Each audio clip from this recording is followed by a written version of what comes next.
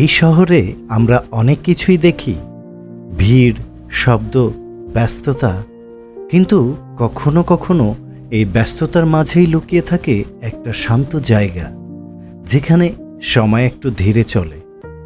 আজ আমি এমনই একটা জায়গায় এসেছি, ঢাকার বাংলাদেশ এয়ারফোর্স মিউজিয়ামে। গেটের ভেতর ঢুকতেই একটা অন্যরকম অনুভূতি কাজ করে। চারপাশে খোলা আকাশ, আর তার নিচে দাঁড়িয়ে আছে কিছু নীরব সাক্ষী। এই বিমানগুলো যেগুলো একসময় আকাশে উড়ত, আজ তারা স্থির হয়ে দাঁড়িয়ে আছে ইতিহাস হয়ে। আমি ধীরে ধীরে হাঁটছি, প্রতিটা পদক্ষেপে নতুন কিছু চোখে পড়ছে। একটা বিশাল যুদ্ধ বিমান, যার ডানাগুলো এখনো শক্ত করে ছড়িয়ে আছে।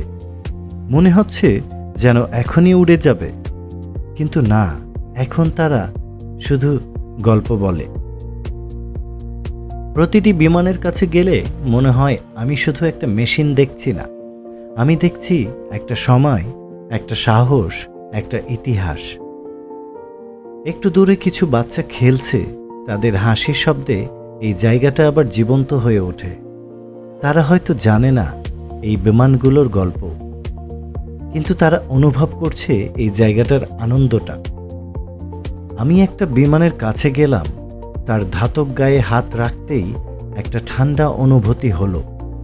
মনে হলো এই ধাতব গায়ে লুকিয়ে আছে অসংখ্য স্মৃতি, কখনো যুদ্ধ, কখনো প্রশিক্ষণ, কখনো দায়িত্ব। এই বিমানগুলো শুধু লোহা না, এগুলো একটা দেশের গর্ব। চারপাশে তাকালে দেখা যায় মানুষ, কেউ ছবি তুলছে, কেউ বসে গল্প করছে, কেউ শুধু চুপচাপ আকাশের দিকে তাকিয়ে আছে।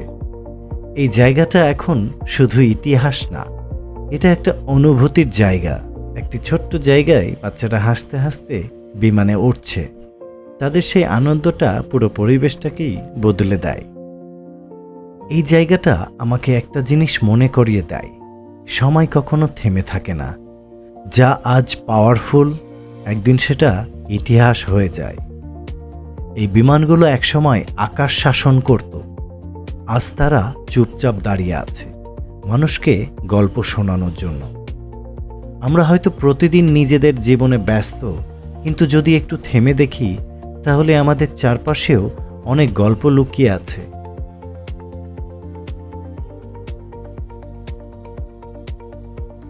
আমি ধীরে ধীরে বের হওয়ার পথে হাঁটছি।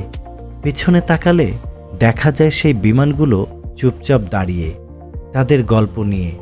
হয়তো তারা আর কখনো উড়বে না, কিন্তু তারা আমাদের শেখায় স্বপ্ন সবসময় আকাশ ছুঁতে চায়। এই জায়গাটা একটা জাদুঘর না, এটা একটা স্মৃতি, একটা অনুভূতি, কিছু গল্প। আজকের মতো এখানেই শেষ। এমন আরও গল্প দেখতে চাইলে চ্যানেলটা সাবস্ক্রাইব করে পাশে থাকেন।